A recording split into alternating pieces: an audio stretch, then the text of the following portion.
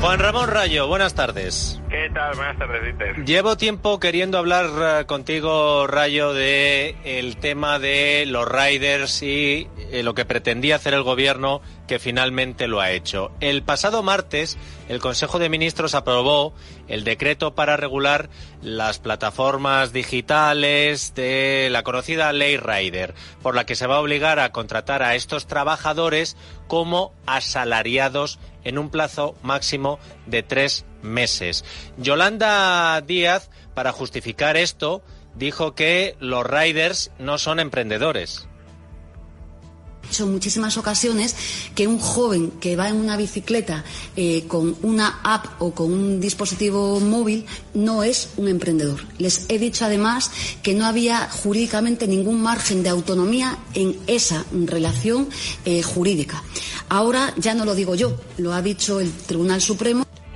Y precisamente, Juan Ramón, quiero que escuches la respuesta que a este programa le ha dado Gustavo Gaviria, portavoz de los Repartidores Unidos en Madrid, después de haber escuchado a la ministra de Trabajo y vicepresidenta. Escucha, Juan Ramón. Ella afirma que una persona con un móvil y una bicicleta no es un emprendedor. Y espero, ¿qué clase de criterio es esto? O sea, simplemente por el hecho de ir en una visita en un móvil no somos emprendedores. O sea, cuando hemos visto muchísimas políticos, personas y empresarios que van en su bici y sí que son emprendedores. Es decir, consideramos que hay una satanización hacia nuestro colectivo en los cuales nos han vendido como lo más precario de lo precario de lo precario. Esta situación a la que nos arrastra la Ley Rider, que es a contratos tremendamente precarios que ya estamos viendo, que son contratos de un mes. O sea, tienes que estar a fin de mes apretando a ver si te renuevan o no, con lo cual es imposible mínimamente organizarte tu vida. También son contratos externalizados, o sea, ni siquiera trabajas para la empresa, y todo esto se desarrolla en un contexto de una Ley Rider que ha sido firmada sin condiciones. Simplemente dice, sea usted asalariado, punto. Es muy complicado mantener una plantilla estable con un salario fijo y demás ante los picos y bajadas de demanda. Entonces esto promueve lo que es la temporalidad y lo que es la precariedad en general en el sector. Claro, dentro del poder de negociación colectivo conseguimos cuestiones como lo que son tarifas justas, como lo que es mayor transparencia por parte de las plataformas, un control del sobredimensionamiento de las flotas, de tal manera que no hayan tantos riders en relación a la demanda que hay. Es decir, que los propios riders, Juan Ramón, los que se supone que quiere beneficiar el gobierno, son los que están denunciando e incluso manifestándose en la calle contra la ley que ha aprobado el gobierno. ¿Tú cómo lo ves? Sí, a ver, yo no sé si los calificaría de emprendedores, pero desde luego sí de profesionales autónomos, ¿no? Si asociamos emprendedor a montar una empresa, quizá no tengan esa categoría, pero desde luego sí son profesionales que prestan un servicio sin estar bajo la dirección continuada de un empresario y que además aportan sus propios medios de producción, que en este caso pues es el móvil y la bicicleta. Yo entiendo que haya muchos riders que se manifiesten porque desde luego los va a terminar perjudicando. También entiendo que habrá otros que crean que pueden salir beneficiados con esta ley y que quizá la apoyen, pero lo que podemos prever que sucederá con esta ley no es especialmente bueno para la mayoría de actores implicados en este sector. Por un lado, cabe prever, y así ha sucedido en parte, por ejemplo, en la ciudad de Ginebra, donde esta disposición legislativa ya está en vigor, que el número de personas que quedarán ocupadas como riders, que prestarán servicios de riders, se va a reducir de manera muy sustancial. En Ginebra el número de riders ha caído un 80%. No sé si en España sea el mismo porcentaje o no. Si fuera el mismo porcentaje, se perderían 23.000 empleos de riders en España. ¿Por qué? Pues porque al final, si tienes una plantilla más o menos estable, pues concentras todos los pedidos en esa plantilla. No vas dando trabajo externo a unos autónomos a los que ya no puedes contratar como autónomos. Y obviamente no vas a sobredimensionar la plantilla para atender esos picos de demanda que cada vez que sería muy poco rentable atender con un trabajador en plantilla, con jornada fija, con empleo y salario fijo al margen de los pedidos que atienda, etcétera. Luego, otros perjudicados por esta medida van a ser los consumidores, los clientes.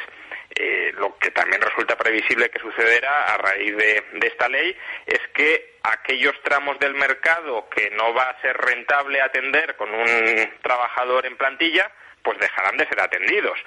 Por ejemplo, municipios muy pequeños, pues ahora mismo a lo mejor podía un rider coger la bici y el móvil y decir, pues me saco 2 euros, 3 euros, 4 euros por este pedido, y el pedido se atendía. Ahora, si tienes que tener a una persona fija en plantilla para atender la demanda de 2 o 3 personas una vez a la semana, pues desde luego dejas de prestar servicio en esa localidad pequeña. También tramos horarios que no sean rentables. A los trabajadores les tendrás que dar una jornada laboral. Entonces, ahora mismo, si había trabajadores que estaban dispuestos a salir a las 12, a la 1, si había restaurantes abiertos, claro, pero atender ese pedido, pues podían hacerlo. Con jornada fija, pues habrá tramos de horarios donde desde luego no habrá oferta de riders. Y luego, en las grandes ciudades, que bueno, probablemente en las grandes ciudades sí se mantenga el servicio y se mantenga más o menos muchos tramos horarios, pero todas aquellas áreas geográficas en el extrarradio o urbanizaciones que no queden muy cerca del propio núcleo urbano de la gran ciudad también quedarán desatendidas, con lo cual peor servicio para los consumidores, salvo que estén dispuestos a pagar un precio más alto, que en ese caso es mismo servicio pero más caro.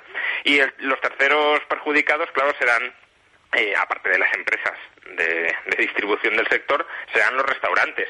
El volumen de negocio se va a contraer, o al menos no va a crecer tanto como venía creciendo, estaba creciendo a un ritmo del 50% al año, y por tanto este sector, que en parte ha encontrado una salida de la pandemia en la venta a domicilio, a través de estos riders, pues recibirá ahora un nuevo mazazo. Quizá, insisto, no en las grandes ciudades, donde probablemente esto se note menos, pero sí en ciudades medianas y pequeñas, esos negocios, esos restaurantes en estas localidades, pues lo van a pasar bastante peor. No es el mejor momento para eso, precisamente. Juan Ramón, por cierto, que estábamos hablando de emprendedores, de autónomos. Ayer tuvimos al presidente de los autónomos, a Lorenzo Amor, diciendo que o el gobierno mete en la trituradora el papelito que coló con la nueva tabla de cotizaciones desde 90 hasta 1.225 euros de los autónomos, o que no cuenten con ellos para sentarse en ninguna negociación más. Que sepamos, la trituradora sigue apagada. ¿Tú cómo ves todo esto? Bueno, ya lo adelantamos aquí en varias ocasiones, que este era un escenario bastante posible, porque al final, bueno, el gobierno es que ha estado, en esto sí que ha dicho la verdad, haremos cotizar a los autónomos en función de sus ingresos reales. Y ya dijimos, eso supondrá que para muchos autónomos se les duplicará, triplicará o cuadruplicará la cotización social mensual, y así ha sido. Ahora mismo un autónomo que ingrese 50.000 euros anuales, por ejemplo, que obviamente no es el caso típico de todos los autónomos, pero estamos hablando de una clase media semi-alta, si lo queremos, pero ni siquiera media alta, pues ese señor que ingresa 50.000 euros ahora puede estar pagando 285 euros al mes de cotización a la Seguridad Social, y tendrá que empezar a pagar progresivamente, porque la implantación no es inmediata, pero cuando esté plenamente implantado, 1.220 euros mensuales. Es decir, que le estás multiplicando por 4 el pago mensual a la Seguridad Social, y aparte tiene que pagar IRPF y luego IVA y demás. Pero quiero decir, sobre los ingresos que tiene ya le estás quitando pues casi 20.000 euros, y luego sobre los 33.000 que le queden, IRPF. Entonces, claro, ingresas 50 y te quedan 25, 20, y sobre eso paga todos los otros impuestos, ¿no? Bueno, creo que es una reforma, un despropósito de reforma, porque además pensemos en cuál es el fundamento de esto. Se nos dice que la Seguridad Social es un sistema contributivo, es decir, tanto cotizas, tanto recibes en el futuro. Si tú quieres recibir más, pues cotizas más. Si quieres recibir menos, cotizas menos. Por eso muchos autónomos cotizaban poco, porque decían, yo no me fío de la Seguridad Social, ya me gestiono yo mi dinero y no me fío de que esta gente me vaya a pagar nada de lo que promete en el futuro. Pero claro, si la lógica es contributiva, esta reforma ni siquiera tendría que implicar una mejora de la situación financiera de la Seguridad Social, porque sí, a corto plazo la Seguridad Social ingresará más, pero a largo plazo también tendrá más gastos. Si cotizan mucho más, devengan pensiones mucho más altas, prestaciones de desempleo mucho más altas, etcétera. Con lo cual, si esta reforma se realiza para mejorar la situación financiera de la Seguridad Social, es porque esperan hacer pagar hoy a los autónomos unas cantidades que en el futuro, creen que no se van a ver reflejadas en las prestaciones, por ejemplo, pensiones que reciban los autónomos. Y claro, si en 20 años meten un tijeretazo a las pensiones, pues el autónomo habrá estado pagando 1.200 euros, 1.000 euros, 800 euros al mes, prometiéndole que va a recibir pensiones proporcionales a ese sobrepago en forma de cotizaciones sociales, y se puede encontrar con que ha pagado muchísimo y al final no recibe nada de lo que le han prometido.